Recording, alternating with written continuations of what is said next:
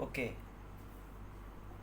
in the last class, students, in the last class we have discussed about the logic gates and digital logic circuits, switch representation of and or not, and then after logic gates.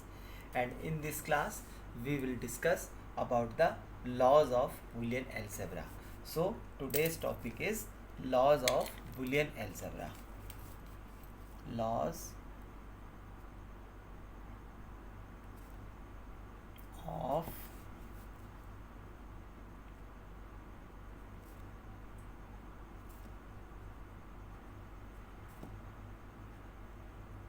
Boolean algebra.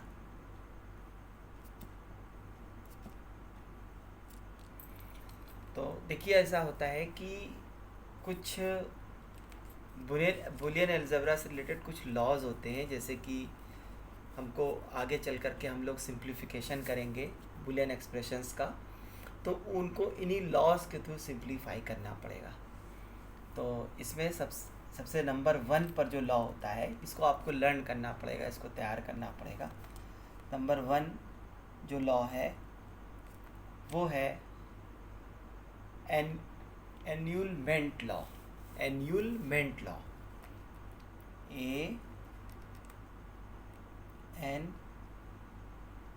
ANNULMENT, annulment law. अब इसमें क्या होता है कि इसमें ये है कि अगर कोई टर्म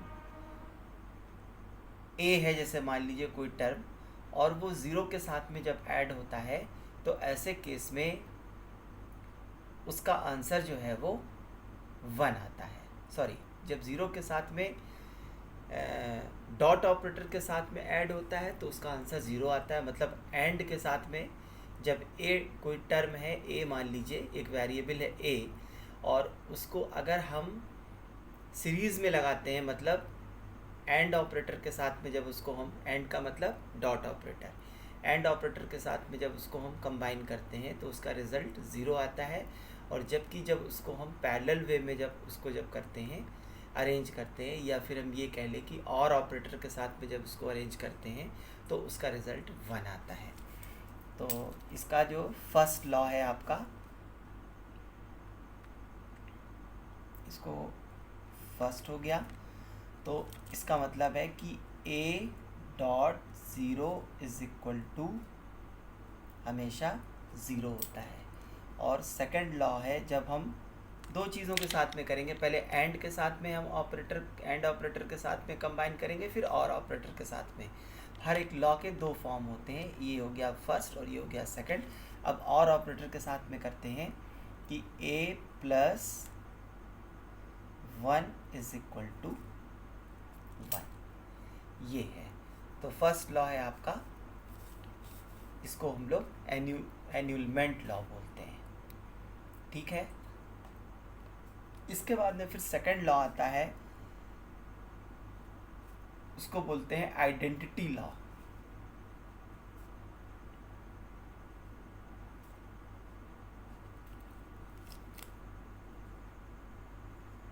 आइडेंटिटी लॉ,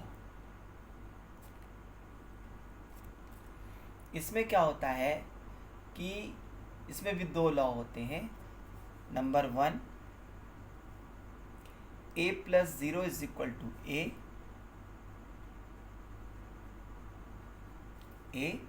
और A.1 is equal to A। A.1 is equal to A। अब देखिए, इसमें होता क्या है कि पहले डॉट ऑपरेटर के साथ में परफॉर्म करते हैं, फिर प्लस ऑपरेटर के साथ परफॉर्म करते हैं। तो जब डॉट ऑपरेटर के साथ परफॉर्म करते हैं, तो जैसे कि यहाँ पे 0 यूज़ किया मैंने, तो इसका कॉम्प्लीमेंट 1 हो गया। 0 का उल्टा, 0 का कॉम्प्लीमेंट 1 होता है। तो जब प्लस ऑपरेटर के साथ में जब यहाँ डॉट की जगह प्लस कर देंगे तो उसके कॉम्प्लीमेंट का यूज़ करेंगे हम लोग, यहाँ पे 0 का कॉम्प्लीमेंट 1 का यूज़ करेंगे। समझ में आई ना बात? तो A प्लस डॉट की जगह प्लस कर दिया और 0 की जगह 1 कर दिया, तो ऐसे सिचुएशन में इसका आंसर 1 आता है। देखिए, इसके अंदर भी यही है, एक बार हमने प्लस ऑपरेटर यूज़ किया, एक बार हमने डॉट ऑपरेटर यूज़ किया। तो ऐसी सिचुएशन में a plus zero is equal to A, और अब यहाँ पर डॉट यूज़ कर दिया और यहाँ पे ज़ीरो की जगह 1 कर दिया, तो भी a dot 1 is equal to A. ये इसका डिस्क्रिप्शन है। तो ये सेकंड लॉ था, आइडेंटिटी लॉ। अब इसके बाद में जो थर्ड लॉ आता है उसको बोलते हैं हम लोग आइडेम्पोटेंट लॉ। आइडेम्पोटेंट लॉ, देखिए थर्ड लॉ क्या है, आइडेम्पोटेंट। एक मिनट, हाँ। अब तीसरा लॉ है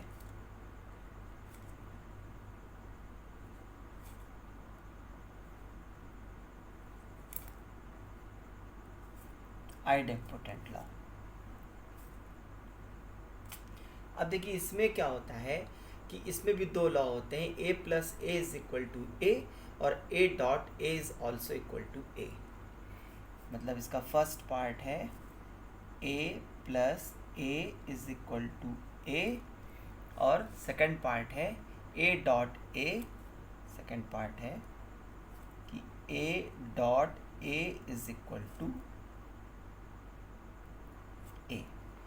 मतलब कहने का ये है कि अगर इसमें हम इसका कॉम्प्लीमेंट यूज़ कर लें, मतलब और की जगह पर हम एंड का यूज़ कर लें अगर ऑपरेटर में, तो भी इसके रिज़ल्ट पे कोई फ़र्क नहीं पड़ता है। इसको प्रिंसिपल ऑफ ड्यूलिटी बोलते हैं। इसको बाद में लोग देख लेंगे ड्यूलिटी प्रिंसिपल क्या होता है।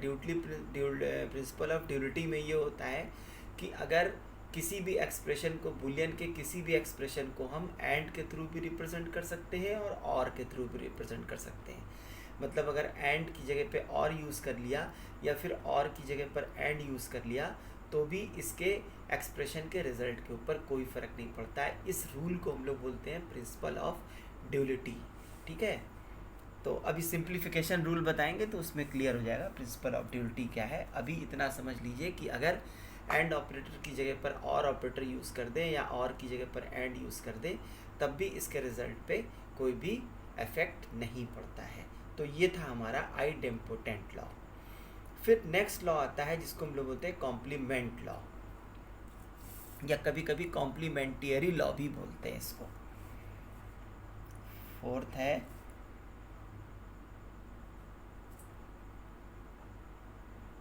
कॉम्प्लीमेंट या फिर कॉम्प्लीमेंटियरी लॉ भी बोलते हैं।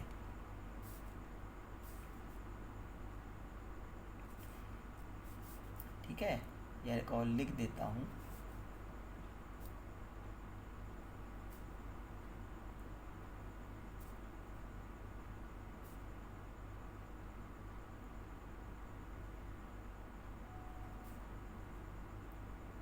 ये कॉम्प्लीमेंट या फिर कॉम्प्लीमेंटियरी लॉ। अब इसमें भी दो हैं। पहला है a dot A is equal to 0 और दूसरा है a plus A is equal to 1। First law है a dot A is equal to 0 और a प्लस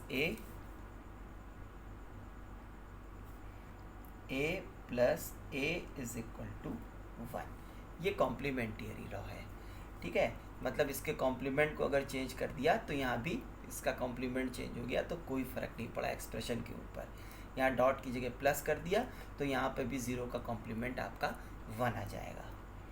ठीक है, नेक्स्ट है आपका, इसको हम लोग बोलते हैं कम्यूटेटिव लॉ। फिफ्थ है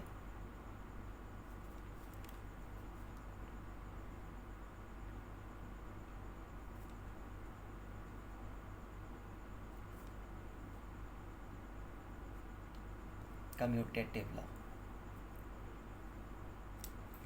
कम्यूटेटिव लॉ में क्या होता है, a dot A is equal to 0 और a plus A is equal to 1। First है a dot A is equal to 0 और सेकंड है, अभी इसका कॉम्प्लीमेंट लगा दिया, a प्लस ए और इसका कॉम्प्लीमेंट हो गया 1। ये इसको बोलते हैं हम लोग कम्यूटेटिव लॉ। एक मिनट, ये कॉम्प्लीमेंटियरी लॉ था। कम्यूटेटिव लॉ में आपका हो जाएगा थोड़ा सा ये, एक मिनट, इसको काट देता हूँ मैं। कम्यूटेटिव लॉ में क्या होता है कि फर्स्ट लॉ होता है आपका कि A dot B is equal to B dot A. ठीक है, पहला लॉ है ए डॉट बी, ये तो कॉम्प्लीमेंट्री लॉ था। तो कम्यूटेटिव लॉ में क्या है कि A dot B is equal to B dot A. मतलब अगर A plus B, A dot B करिए एंड ऑपरेटर के साथ में, चाहे ए को बी से जोड़िए चाहे बी को ए से जोड़िए, दोनों का रिजल्ट सेम है। इसी तरीके से इसका कॉम्प्लीमेंट चेंज कर दिया, यहाँ पे सेकंड लॉ हो जाएगा, डॉट की जगह प्लस यूज़ कर देंगे तो भी इसके रिजल्ट पे कोई फ़र्क नहीं पड़ेगा। इसका मतलब है A plus B is equal to B plus A. मतलब यहाँ पर अगर हमने डॉट की जगह पे प्लस यूज़ कर दिया तो भी कोई दिक्कत नहीं है, चाहे आप इसको एंड ऑपरेटर के साथ में जोड़ेंगे तब भी सेम आएगा और ऑपरेटर के साथ में जोड़ेंगे तब भी सेम आएगा। फिर नेक्स्ट लॉ है आपका जिसको कि हम लोग बोलते हैं डबल निगेशन लॉ।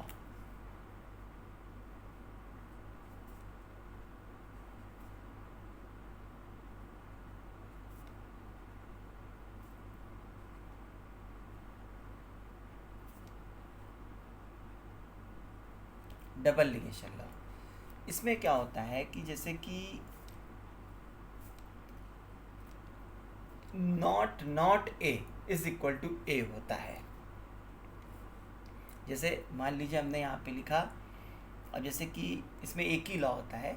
जैसे मान लीजिए यहाँ पे लिखा हमने ए निगेशन, तो ए निगेशन का मतलब क्या हो गया, नॉट ए, नॉट गेट बताया था मैंने, तो ए निगेशन का मतलब हो गया नॉट गेट।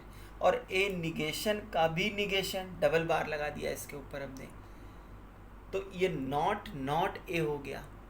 ए निगेशन का मतलब नॉट ए, और ए निगेशन पे भी निगेशन लगा दिया तो फिर ये हो गया नॉट ए।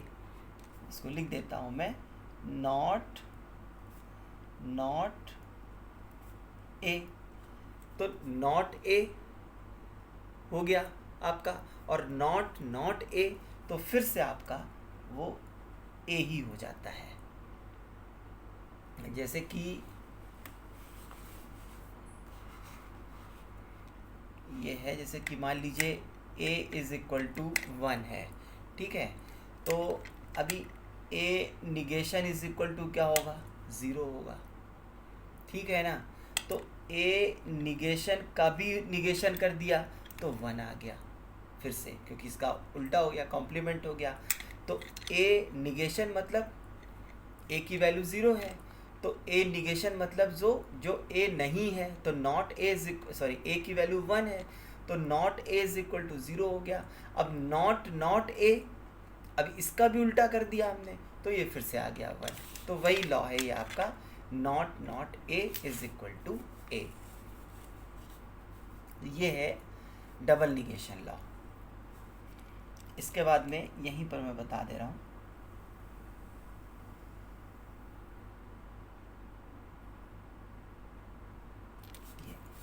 अब इसके बाद में नेक्स्ट लॉ आता है आपका जिसको हम लोग बोलते हैं डी मॉर्गन्स थ्योरम।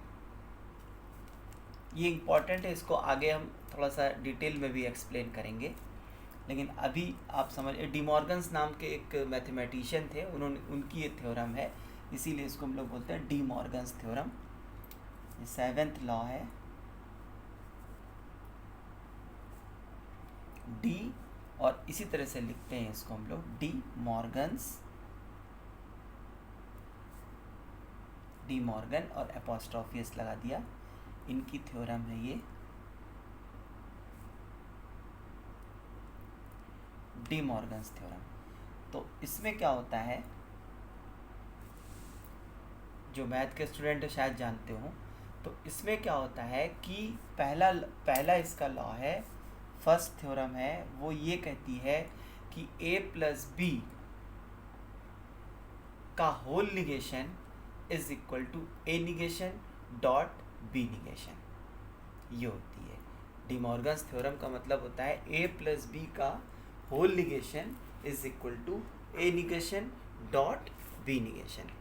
और फिर दूसरी थ्योरम ये कहती है कि a डॉट बी का whole negation is equal to A negation plus B negation. ये है डी मॉर्गन्स थ्योरम।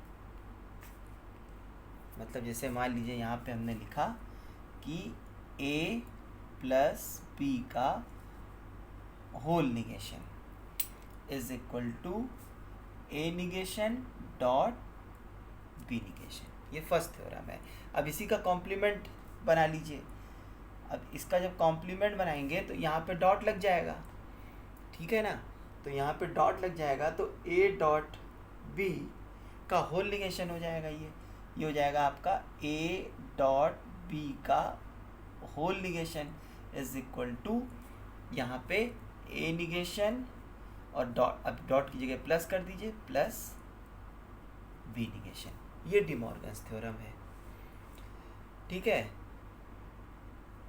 ये सब सारे लॉज आपको तैयार करने पड़ेंगे क्योंकि इनका यूज़ होगा आगे चल कर के सिंप्लीफिकेशन में।